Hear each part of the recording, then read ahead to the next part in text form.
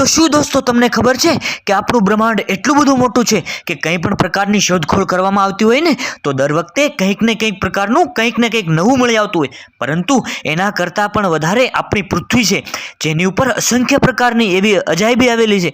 તો સમંદર એવી વસ્તુ છે કે જેના વિશે જેટલું પણ જાણીએ ને, જેટલી શોધખોળ કરીએ ને એટલી ઓછી છે.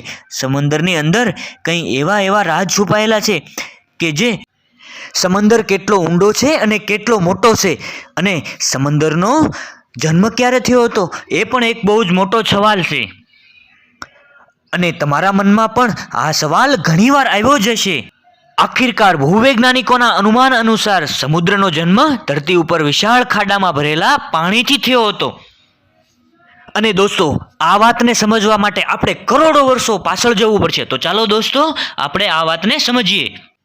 તો દોસ્તો, હકીકતમાં કંઈક એવું થયું કે જ્યારે આપણી પૃથ્વીનું અંતરિક્ષમાં નિર્માણ થતું હતું ત્યારે આપણી પૃથ્વી આગના ગોળા જેવી અંતરિક્ષમાં ફરતી હતી.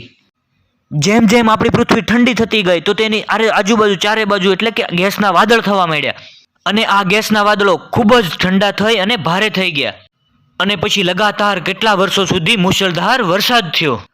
પૃથ્વી ગરમ હોવાથી વરસાદનું પાણી જેટલું પણ વરસતું તે ફરીને પાછું ભેજ બનીને ઉપર વયું જઈને પાછું વરસતું. આવી હજારો વર્ષો સુધી સતત ને સતત પ્રક્રિયા ચાલુ રહી. જ્યારે પૃથ્વી એકદમ ઠંડી થઈ ગઈ ત્યારે એના ઉપર જમા થયેલું પાણી પણ ગરમ થવાનું અને બાષ્પીભવન થવાનું બંધ થઈ ગયું. પરંતુ વરસાદ ખૂબ અને ખૂબ સતત ચાલુ રહ્યો, જેના લીધે પૃથ્વીના નીચેના ભાગમાં ખૂબ જ પ્રકારમાં પાણીનો જથ્થો જમા થઈ ગયો.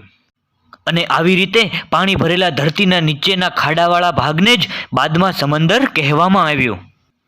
અને આજે પણ અમારી પૃથ્વીનો 71% ભાગ પાણીથી ઢંકાયેલો રહેલો છે.